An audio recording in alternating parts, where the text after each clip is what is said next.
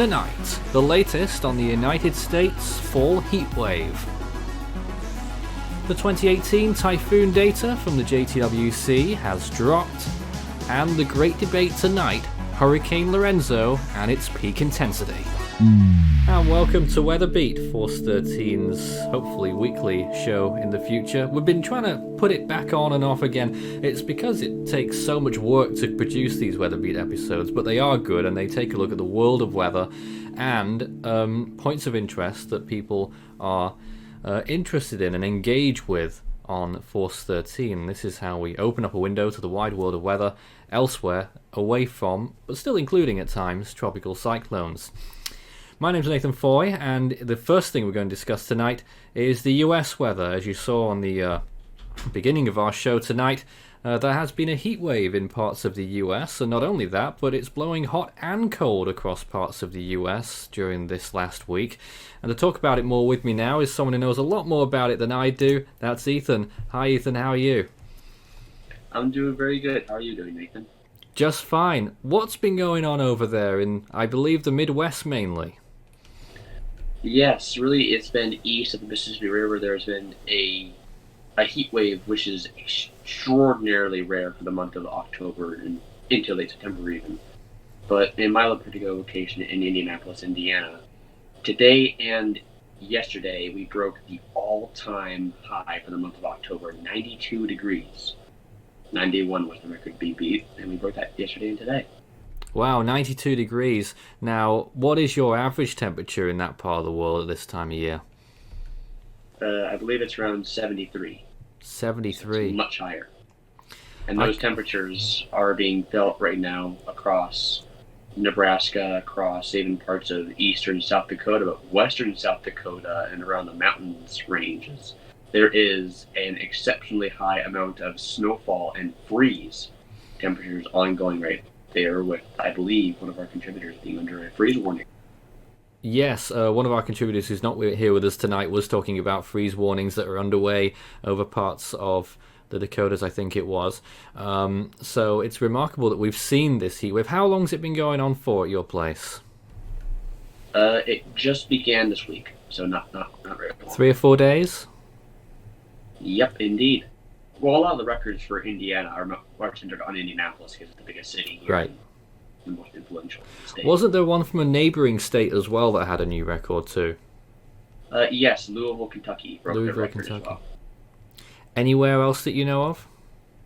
I know that Birmingham, Alabama also broke their record for the month of October.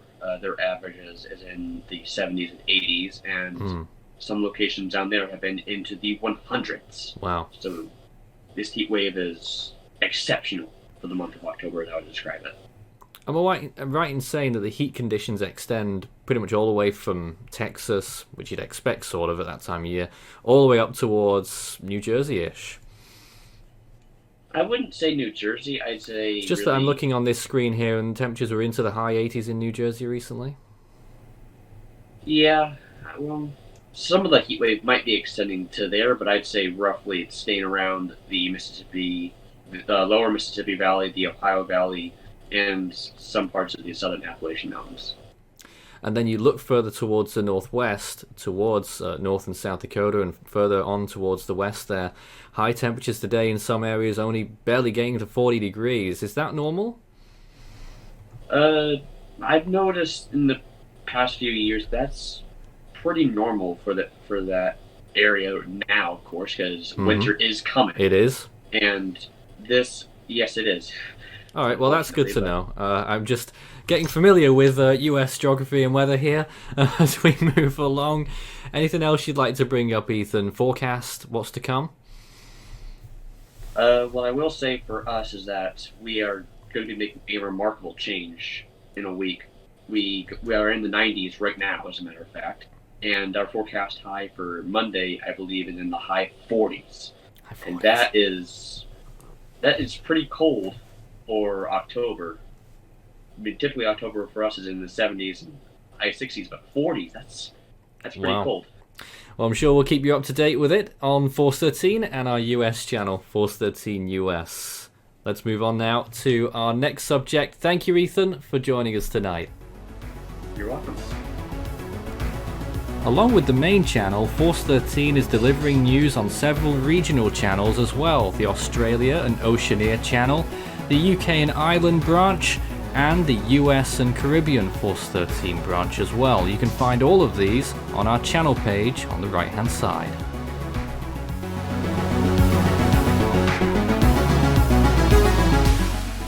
"2018 in the tropics was quite insane, it must be said. There were lots of intense cyclones, most of them Western Pacific typhoons, which of course is under the jurisdiction, at least on the US side, from the Joint Typhoon Warning Center. Now they've released their best track data for the year 2018 in their areas of interest, which was the Western Pacific and also in the Southern Hemisphere and the North Indian Ocean. So there's a lot of storms that have been post-analyzed, and there's been a lot of surprising changes as well. I'm now joined by Riley and Max, who are Force 13 team members, well, there's a lot to digest in this latest report. Not so much a report, but all of this big batch of data being released, guys, right? Yep. Yeah. Which one stood out to you? U2. Typhoon U2. Now, U2 was an extremely powerful storm that moved through the Mariana Islands. How strong do you think U2 was, first of all? Riley? I'd say 185. Max says Possibly 185. down to 890. And I would have to agree with that statement as well, 185. What did the JTWC say on their new best track? They downgraded 175. to 175. Ah. Now, why has this occurred? Well, Ask that. we don't really know, but hopefully we'll get an answer out of them soon, because there's really not a lot that would suggest why that would occur. And hopefully they have a really good reasoning, because until they give it, I don't think any of us really agree with that. Right. Explain to us what the satellite imagery actually looked like at peak. Well, there was the Dvorak is a 7.5, which suggests at least 155 knots. There was 80-degree cloud top temperatures. There was a clear, round, clear-cut eye feature. It's pretty much everything that you would expect out of a very powerful typhoon in the Western Pacific. Yes, and on the imagery SATID uses, it was very clear band of bright yellow around a very dark eye. That was very, very well defined. Which is, of course, what you'd expect in a very, very intense storm. Well, the JTWC went with 904 millibars on that and 175 miles an hour. Our analysis was 185 and 891. What then happened with U2 according to the JTWC? Well, it underwent an eye wall replacement cycle, and the storm weakened in intensity, as most do when they undergo the process. And then they have estimated that it reached a secondary peak intensity of also 175 miles an hour. Total nonsense, if you ask me. Yep. Not that anyone did. What else was interesting in this report then? I guess Cimarron. Oh, they also, First- for the record, they upgraded the landfall intensity in Luzon to a Category 3. On U2, that's remarkable. Yes. Yeah. But the biggest shock, with the news that at least I'm hearing, haven't verified it myself yet, is Cyclone Marcus. Yes, Yes. 175. 175 they went with, yes. That is a steep upgrade on that. That, Yeah. I'm wondering. I mean, the imagery itself, I'd say might be borderline supportive, but I wouldn't put my money on it. So, we've picked out a few storms there. We don't have enough time to go through all of them, but overall, your thoughts, it's sounding like you guys are a little bit apprehensive about these changes. I am, certainly. Yeah. Mm-hmm. If you could give the reanalysis marks out of 10?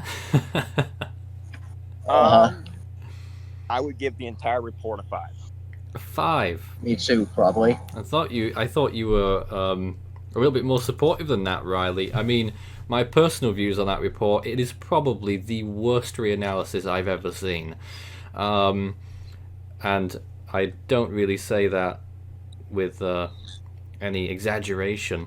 Some of the upgrades and downgrades in the Western Pacific are more than questionable. Totally disagree with the Cimarron. But what was worse was the Indian Ocean upgrades. I think they're absolutely nonsensical, personally. But there we are. Well, you see, if I recall correctly, for Tilty, the SATCON and the Dvorak hit enough to support a major, and the surface observation I heard that it supported over an intensity of 100 knots. So based on that, if that is true, then I would agree with that one. But as far as Leuven and Sagar, I'm not really sure about those ones and what would support that data. Wow. Well, you can take a look at that whole list of upgrades and downgrades, mostly upgrades from what I've seen, on the JTWC's Best Track website listing, and you can find out Force 13's analysis of that season by watching the 2018 West Pacific Typhoon season animation, which has all of those final intensities that we put it at in our reanalysis at the end of last year. All the World Cyclone Or you report. can refer to the 2018 World Cyclone Report. Thanks for the plug. Plenty of places that we've put out the data.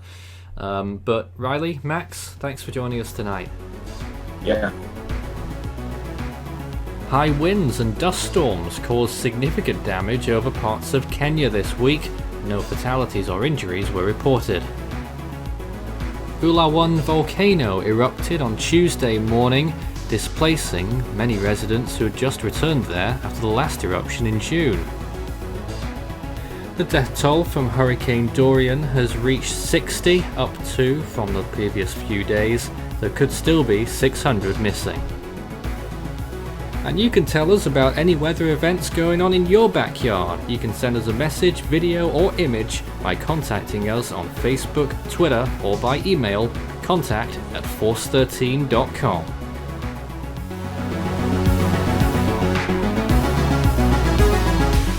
Alright, and now it's time for the great debate tonight on WeatherBeat, and it's all about Hurricane Lorenzo. Now, you may have seen in our previous updates how there's been a bit of controversy about our position over Hurricane Lorenzo's peak.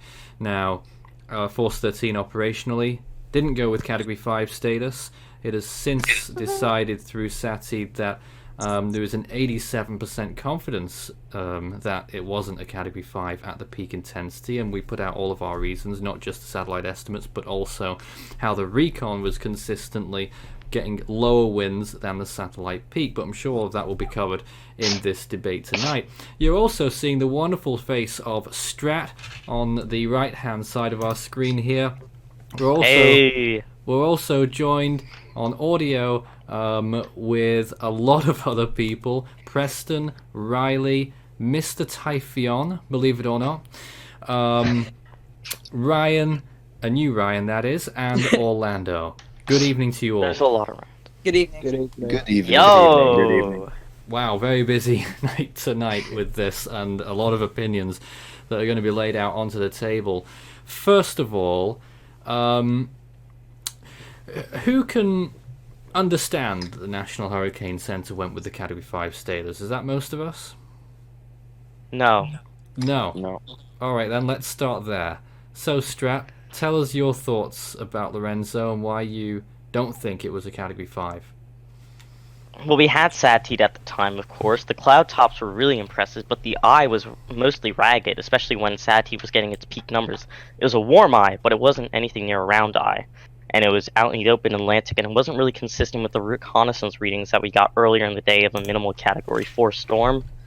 And furthermore, the only classification they were using to get that was Dvorak, rather than using a blend of other imagery.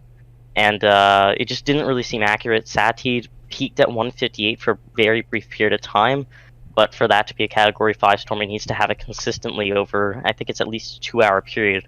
2 or 3 which hours. is not 3 hours ideally. And very quickly, after it looked like it could become a Category 5, and the NHC went ahead and pulled the trigger, deteriorated from that condition extremely quickly, and became a shoveled mess by 12 hours later.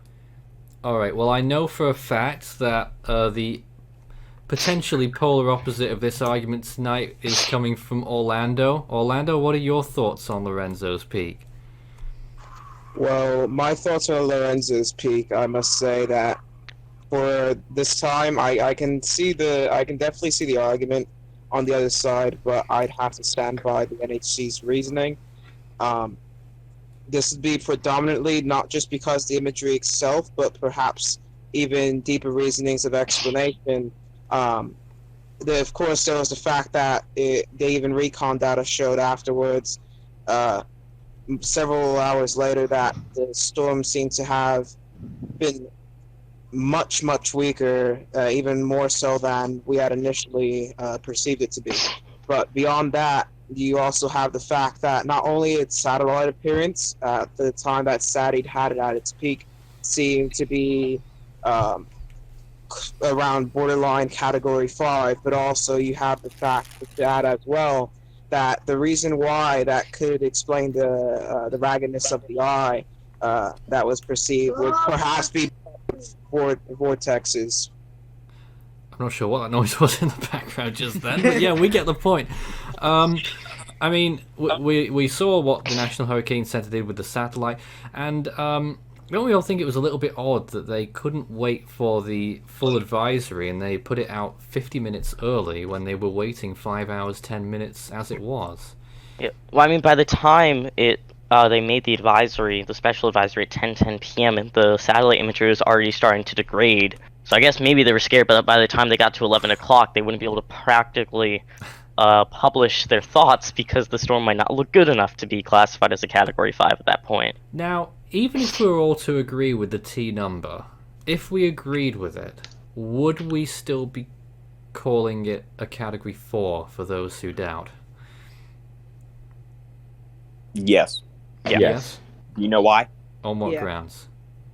Because when you have Dvorak, yes, you have the T number, but in order to, and Strat pointed this out too, did it really maintain that T number long enough, to be able to be upgraded to a Category 5? So that is probably the question that, yes, it reached T 7.0, but how long did it maintain it?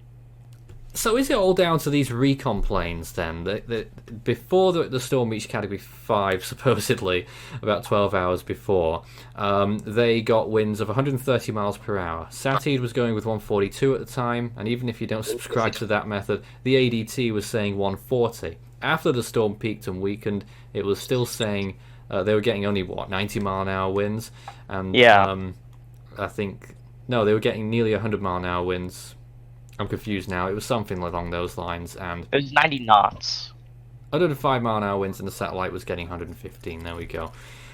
So I guess this one's for Orlando because a lot of the questions are going to him tonight. What does that tell you, Orlando? How do you argue against the recon? Well, one might say at that point in time that the storm, especially after its peak, that it might have been actually much weaker despite the satellite appearance. But at the same time, it is also a fair point to say that perhaps the storm, especially afterwards, after its peak, it definitely seemed to degrade on satellite appearance, that the storm perhaps was beginning to rapidly weaken in comparison, or at least, at the very least, weaken much, much faster than average. I do think that the recon obviously went into the storm. It had winds 130 miles an hour, but they decided that it would be 155 miles an hour. It was just, recon, in my opinion, is not very accurate. Ooh, that's quite a claim. Well, we've seen. I mean, it's accurate, but sometimes when there's glitches in the recon, I think it was maybe 7 days ago, it was a training mission. They got 70 knots in no cloud cover. But if in that situation, and looking at the structure, I would say it's definitely a Category 4. If you want to classify the storm, it is a matter of what time span you think the storm would peak at. For example, if It's it was another a 2 hour point, that isn't it? Yeah. What time point do we assign these intensities at these days? Yeah, would it be 6 hour, 2 hour, 1 hour, or 30 minutes? So if it was 6 hours or 2 hours, the peak was so short, I think it only looked at its best for probably an hour or maybe less, that if you go with a 2-hour period, that the storm was definitely at a Category 4 intensity. And even when the storm is at its like 30-minute peak intensity, the storm may have brushed Category 5, but it was such a short period amount of time that it didn't sustain it. So I could go either way depending on the timescale, but if we're going with a normal timescale, I would say this storm would be a Category 4. Fascinating. So, Ryan. Yeah. So another thing of note is that different parts of the storm actually seem to look the best at different times during its peak. Like, for example, the eye wall actually looked better at a different time than the eye. The eye, I would say, probably looked the best at around 2Z on the 9th.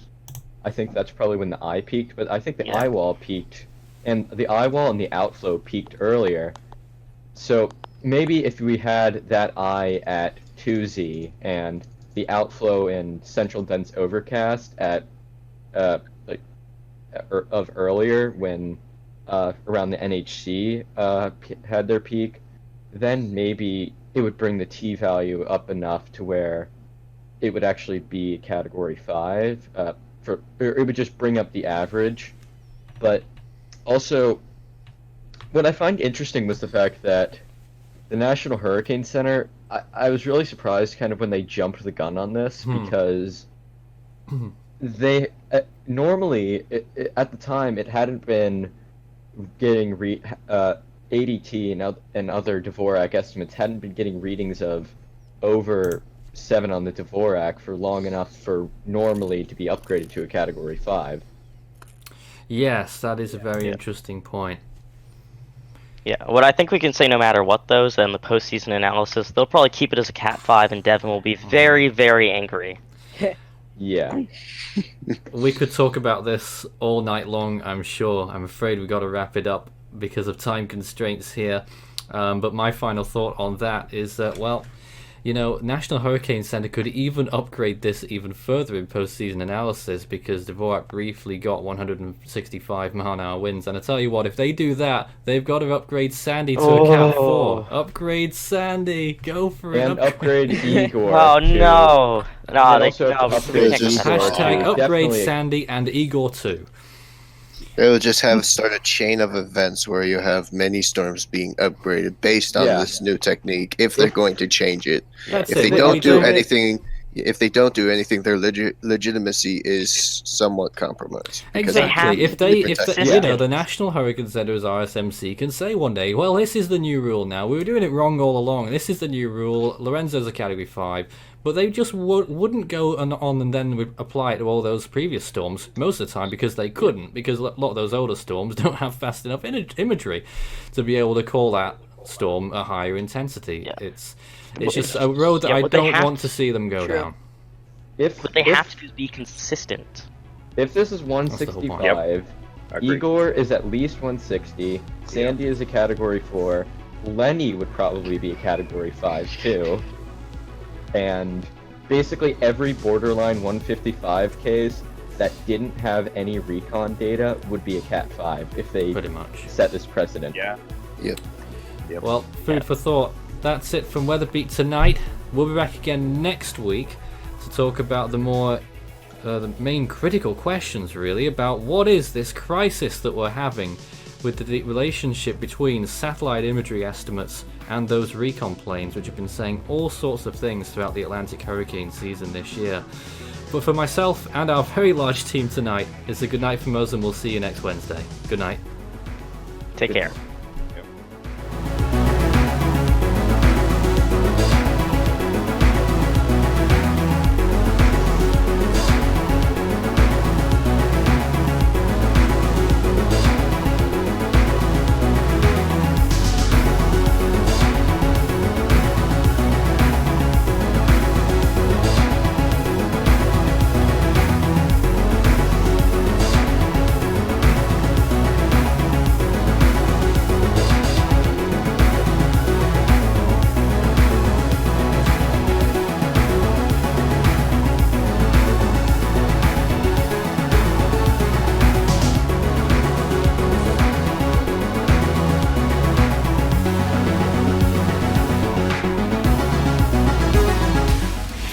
You can also help the project become even better by becoming a patron. You can see more information about all the benefits involved by visiting patreon.com/Force13. With a special thanks to these people for being our most valued patrons this month.